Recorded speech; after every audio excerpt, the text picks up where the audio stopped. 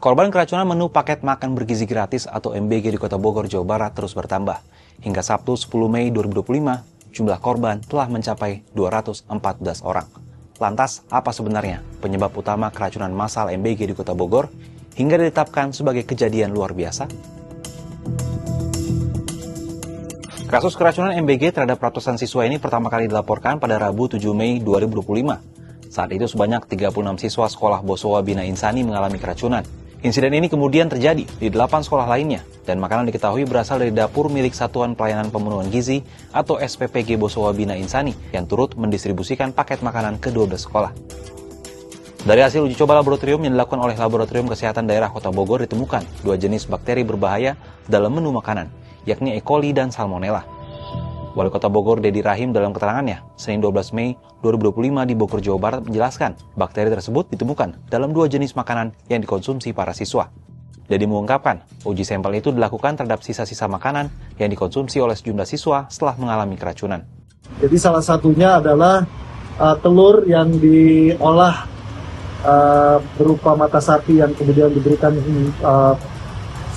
saus barbecue, dan satu lagi tumis tumis toge dan tahu. Jadi 2 jenis makanan ini yang diduga menjadi penyebab terjadinya keracunan yang mengakibatkan ratusan orang terdampak. Lantas, apa kira-kira penyebab munculnya bakteri E. coli dan Salmonella dalam makanan? Dilansir dari WebMD, E. coli adalah jenis bakteri yang biasanya hidup di usus manusia. Bakteri ini juga ditemukan di saluran pencernaan beberapa hewan.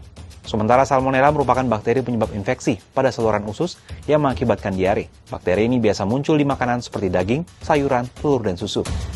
Kontaminasi kedua bakteri ini biasanya muncul baik saat proses awal produksi, seperti penanaman hingga distribusi, maupun saat sedang diolah untuk dikonsumsi. Beberapa hal yang dapat menyebabkan terjadinya keracunan makanan, diantaranya tidak menyimpan makanan dengan benar, seperti tidak menyimpan daging dan susu dalam suhu yang tepat, tidak memasak makanan hingga matang, sehingga bakteri yang ada di dalam makanan tidak terbunuh seluruhnya, ataupun menyiapkan makanan tanpa mencuci tangan sebelumnya, termasuk kontaminasi silang akibat penggunaan alat masak yang sama untuk makanan mentah dan matang.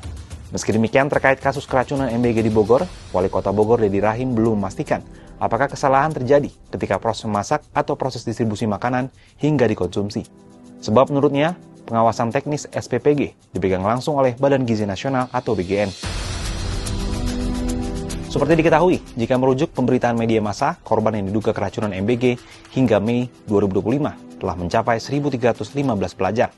Badan Gizi Nasional menyebut, sebagian besar kasus terjadi pada Satuan Pelayanan Pemenuhan Gizi yang baru terbentuk.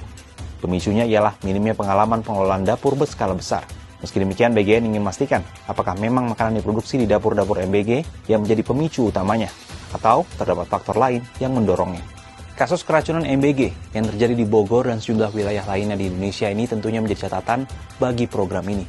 Pasalnya, sejauh ini program menjadi unggulan di pemerintahan Presiden Prabowo Subianto, dan menelan anggaran hingga 71 triliun rupiah itu tetap dipastikan terus berjalan. Jangan sampai, jika tidak dilakukan evaluasi, akan ada korban keracunan serupa di wilayah lain. Kalau menurut sahabat Kompas, apa tanggapannya terkait maraknya kasus keracunan MBG ini?